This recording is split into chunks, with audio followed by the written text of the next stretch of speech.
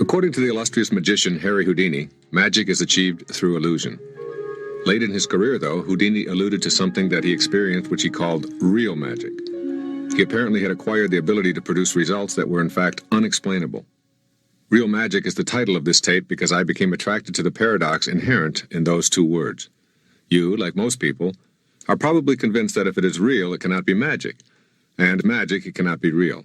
However, I believe we experience real magic when we transcend the paradox. In the past several years, my life has undergone a magnificent transformation. I find myself on a path leading to levels of awareness and results that I can only describe as miraculous. This unexpected turn that my own life has taken has occurred almost without my consent. I had no grand plan. What I did have was a willingness, an openness to seeing things another way.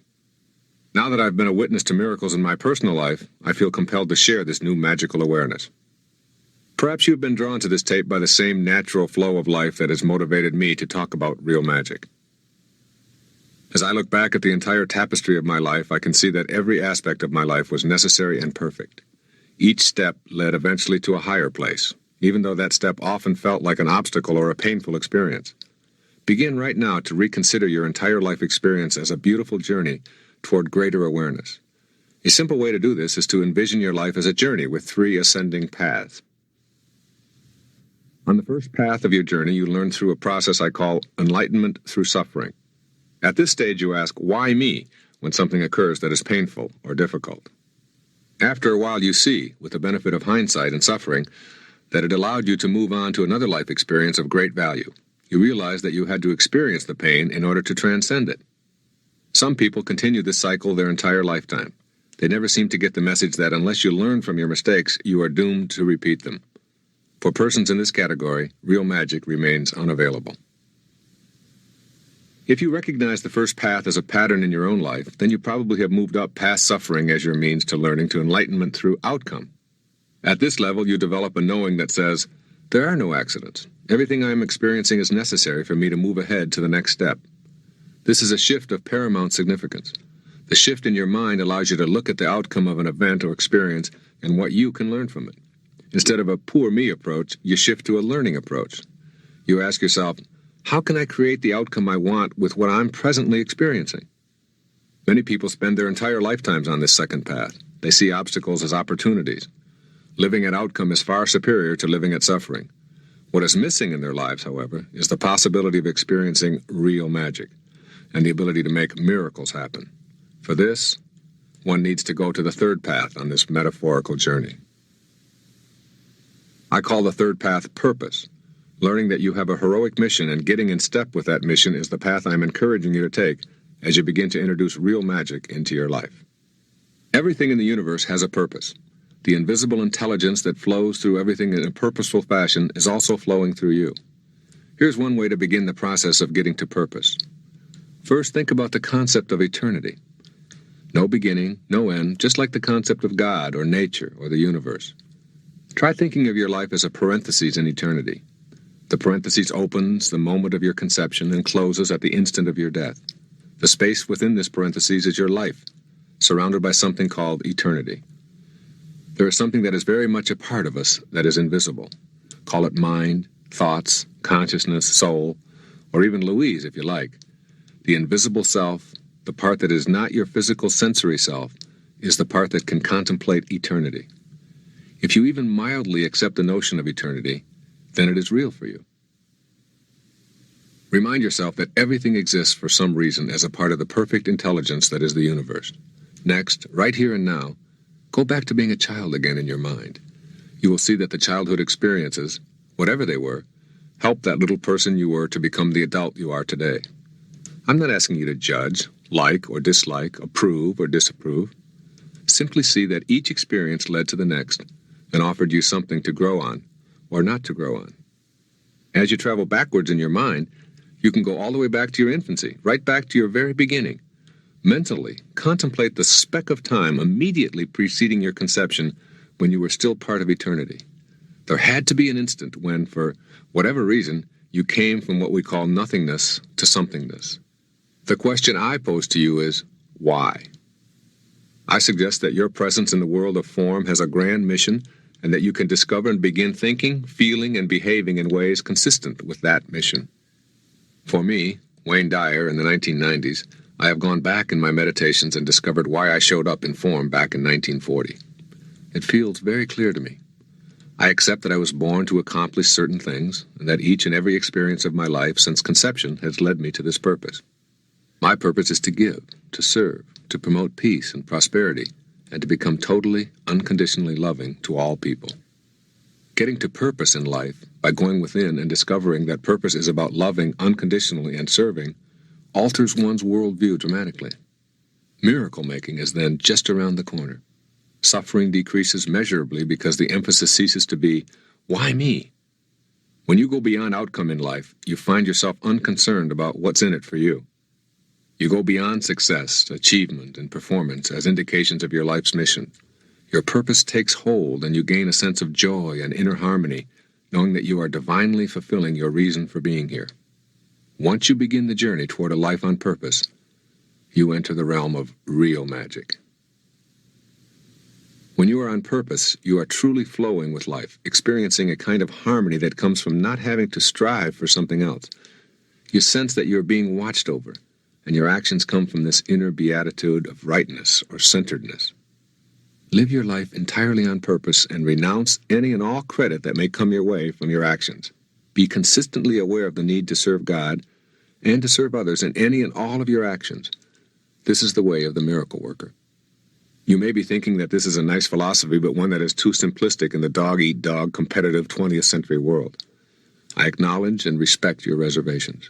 In fact, I lived with similar skepticism for the larger portion of my life. I can only say that miracles and real magic began to show up in my life when I got myself to purpose. Only when I stopped being concerned about what was coming to me was I able to be in a state of grace. Get yourself aligned with your purpose. Discover the joy and peace of giving, not getting, of contributing, not acquiring. Why? Because you can't really get anything. You show up here with nothing, you leave here with nothing.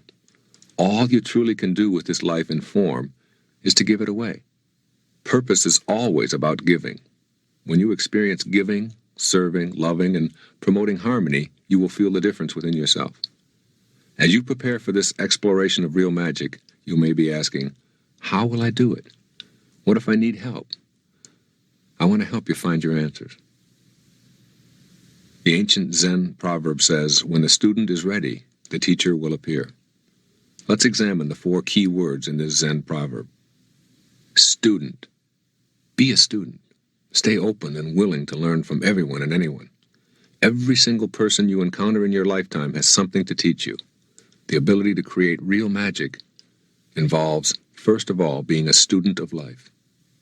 Ready. This translates to being a willing student. As a student who is ready, you are eager for what it is that everyone and everything has to offer you. Teacher. The teacher is everywhere. The assistance you need will be provided by the universe as soon as you convert your readiness to willingness. Once you are willing, you will find teachers in every niche of your life. When you, the student, are ready and willing, the teacher will show up. You simply have to look around, open your new eyes, and silently ask yourself, who is my teacher? Appear. The teacher is making an appearance in everything and everyone you encounter. Today, as you are getting your life on purpose and gaining the ability to make miracles show up in your life, you will recognize the teacher. Once you feel yourself open enough to experience your own purpose for being here, and you have opened yourself up to receiving divine assistance by being a willing student, you will be ready to believe in your own capacity for becoming your very own miracle worker. When I talk about the world of real magic and miracles, I'm not referring to turning rocks into gold or raising the dead or commanding the seas to part. I'm discussing whatever you have considered beyond your ability to create for yourself because of limitations you believe you have. I want you to cultivate the foundation for creating real magic in any area that you would like. You must begin by examining your life focus and beliefs before attempting to implement any real magic strategies. I have identified 7 beliefs that can help you tap the power of real magic. Number 1, there's an invisible but knowable life force within you. Try cultivating an awareness of the invisible life force that suffuses all form in the universe, including your own physical body. This is the same universal intelligence that directs a rose to be a rose, the planets to align and move through space, and you to be you. It is, in fact, what allows you to perceive and experience your physical body and this physical world in which you find yourself temporarily housed. Number 2.